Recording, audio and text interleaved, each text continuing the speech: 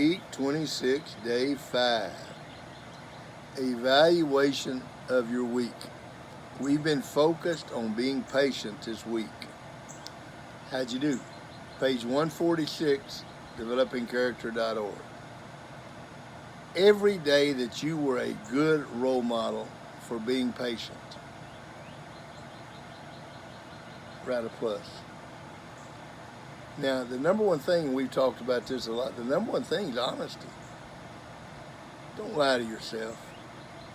The one thing you're going to lose is self-respect. Every time, every single time you tell a lie,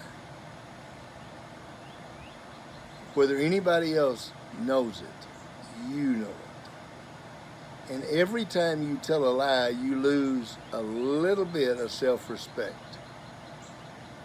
Every time you lose a little self-respect, your self-image goes down.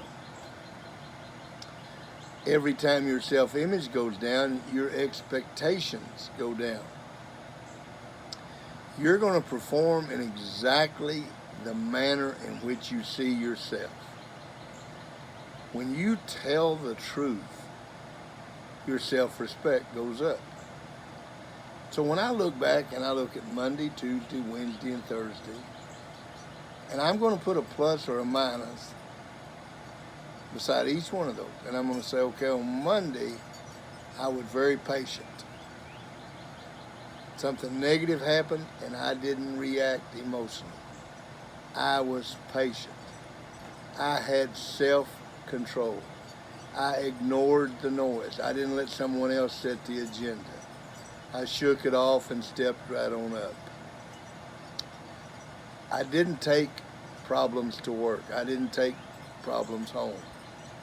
Self-control. Patience. Now, if you got a minus, be honest.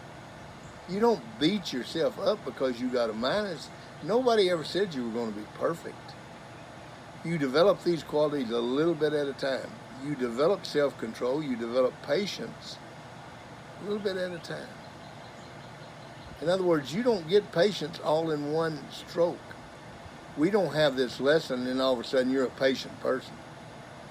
You don't go from impatient, out of control, to patient, great self-control. That doesn't happen. It's over a period of time. So if Monday you were patient, Tuesday you got a negative, Wednesday you got a negative, Thursday you got a positive. Now go back to those negatives and write, why were you impatient? Why did you lose self-control? And be honest. This is about you. This is not about your coach or your teacher or your son or your boss. This is about you. Be honest with yourself. Improve your self-respect. What happened that made you lose self-control? Now write down, what are you going to do differently to make sure it doesn't happen again? The old thing is I'm going to count down from 10. When somebody says something negative to me, I'm going to say 10, 9, 8, 7, 6, 5, 4, 3. And if you hesitate, most of the time you come to a good conclusion. Never make a decision until you have to. Don't get in a hurry. Take your time. Think about it. Think it through before you decide to do something. Don't make a choice until you have to. Be under control. Write down in complete sentences something you learned about being patient this week. Being patient. Patient, you can actually write an equal sign. You can write patience equals self-control. Because patience determines, self-control determines if you have patience. The quality that you're after is patience. But it is defined by your willingness to control yourself. If you can't control yourself, then you're not going to have patience. I told you about the coach that used to come in and knock on the door and come in and say, "Coach, you lost some of your Christian witness today when you yelled at that kid and blah, blah, blah. What had I done? I lost my patience. I lost self-control. So I would get a minus that day. You learn self-control. Am I totally in self-control today? No. Am I patient every day? No. There are days that I would give myself a minus. But then I got to write down and say, what are you going to do differently to keep from yelling at that kid? And when you write it down, it goes to the RAS, and you should get better. That's how you develop these qualities. You write down these negatives and what you're going to do differently. You've got to have a solution for losing self-control, for losing discipline, for not being dependable, for not being honest. There has to be a, what am I going to do? Now we look at goals. How'd you do this week?